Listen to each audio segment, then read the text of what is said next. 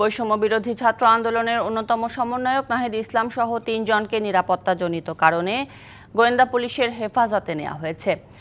পাশাপাশি তাদের সাথে জামায়াত নেতা মিয়া গোলাম পরোয়ার ও গণ অধিকার পরিষদের সভাপতি নূরের কি কথা হয়েছিল তা জিজ্ঞাসাবাদ করা হবে বলে জানিয়েছেন ডিএমপির অতিরিক্ত কমিশনার হারুন আর রশিদ।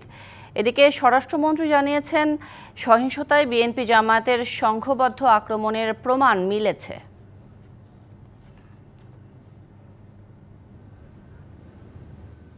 শুক্রবার রাতে রাজধানীর গণস্বাস্থ্য নগর হাসপাতাল থেকে বৈষম্য বিরোধী ছাত্র আন্দোলনের অন্যতম সমন্বয়ক নাহিদ ইসলাম, আসিফ মাহমুদ ও বাকের মজুমদারকে হেফাজতে নেয় গোয়েন্দা পুলিশ। শনিবার গোয়েন্দা পুলিশের পক্ষ থেকে জানানো হয়, পরিবার তাদের নিরাপত্তা নিয়ে শঙ্কায় ছিল, তাই তাদের ডিবি হেফাজতে নেওয়া হয়েছে। এছাড়া গণ অধিকার পরিষদের সভাপতি নূরের সাথে কি কথা হয়েছিল তার ব্যাখ্যা চাওয়া হবে তাদের কাছে।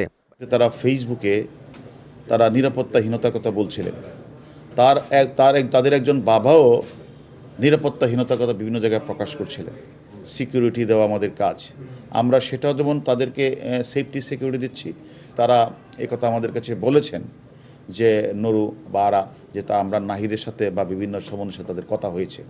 তাহলে সে তার সাথে কথা হয়েছে, তাকে অনেকে তাদেরকে কি কথা হয়েছে এটাও আমাদের একটু জানা দরকার। গোয়েন্দা পুলিশের দাবি, নাশকতায় নূরসহ রিমান্ডে থাকা জামায়াতের সেক্রেটারি জেনারেল মিয়া গোলাম পরোয়ার ও বিজেপির চেয়ারম্যান আন্দালিব রহমান পার্থ সহ কয়েকজনের সম্পৃক্ততা পাওয়া গেছে। নুরু একটা কথা স্বীকার করেছেন আমাদের কাছে, তাকে এই আন্দোলন চলাকালীন সময়ে একজন নেতা তাকে 4 লক্ষ টাকা দিয়েছেন। আমরা সেই নেতাকেও ডেকে এনেছি, সেই নেতা বলছে হ্যাঁ আমি দিয়েছি। এখন বাকিটা কী জন্য দিয়েছেন এটা আমরা অবশ্যই তার কাছে আমরা কিছু বিষয় জানার চেষ্টা করছি। এছাড়া সহিংসতায় শনির আখড়ায় ব্যবসায়ীকে পুলিশ ভেবে নির্মমভাবে পিটিয়ে আহত করার ঘটনায় 5 জনকে গ্রেপ্তার করেছে গোয়েন্দারা। এদিকে সহিংসতায় যাত্রাবাড়ী ও নারায়ণগঞ্জ এলাকায় ক্ষতিগ্রস্ত বিভিন্ন সরকারি বেসরকারি প্রতিষ্ঠান পরিদর্শন করেন স্বরাষ্ট্রমন্ত্রী। পরে তিনি বলেন, হামলায় সরাসরি সম্পৃক্ত বিএনপি জামায়াত। এই রকম সংঘবদ্ধ আক্রমণ শুধুমাত্র ডেডিকেটেড ফোর্সরাই করতে পারে, যেটা নাকি জামায়াত, বিএনপি এবং এই জঙ্গিদের কাছে রয়েছে। আমরা প্রমাণও পাচ্ছি তাদেরই এটা সংঘবদ্ধ আন্দোলন, সংঘবদ্ধ আক্রমণ।